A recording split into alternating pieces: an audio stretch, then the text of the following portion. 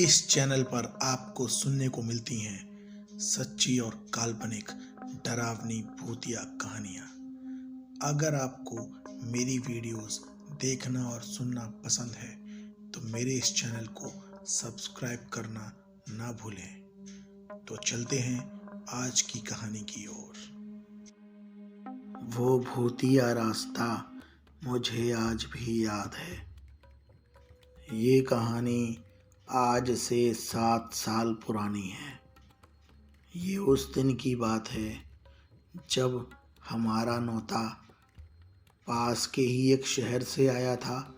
हम लोग गांव में रहते थे तो सभी लोग शहर में नौता खाने नहीं जा सकते थे, तो घर वालों ने ये निश्चित किया कि मैं अकेला नौता खाने के लिए जाऊंगा।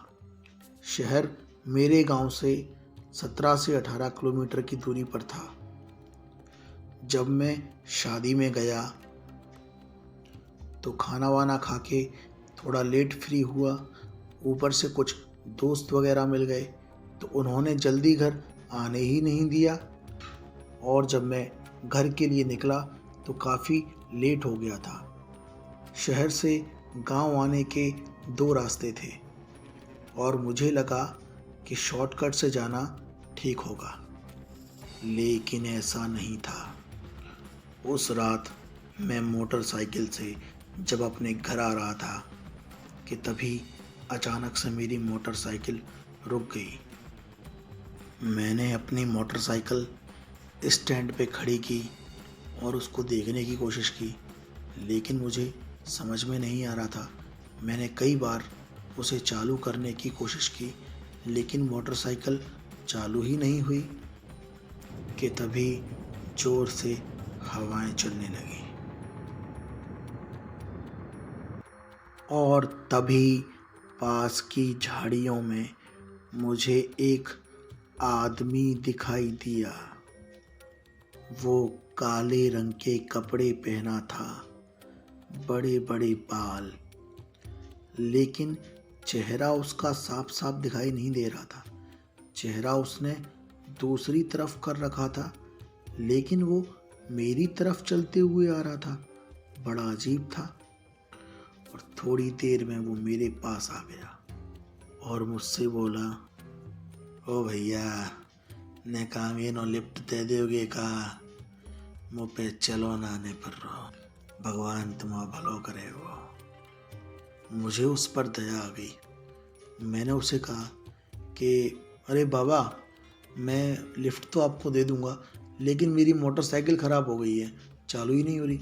तो उस बाबा ने बोला, हैं ऐसी बात है तो तू एक बार मेरे सामने चालू कर। उसके बाद मैंने जैसे ही किक मारी, मोटरसाइकिल स्टार्ट हो गई और वो बाबा मेरे पीछे बैठ गया था।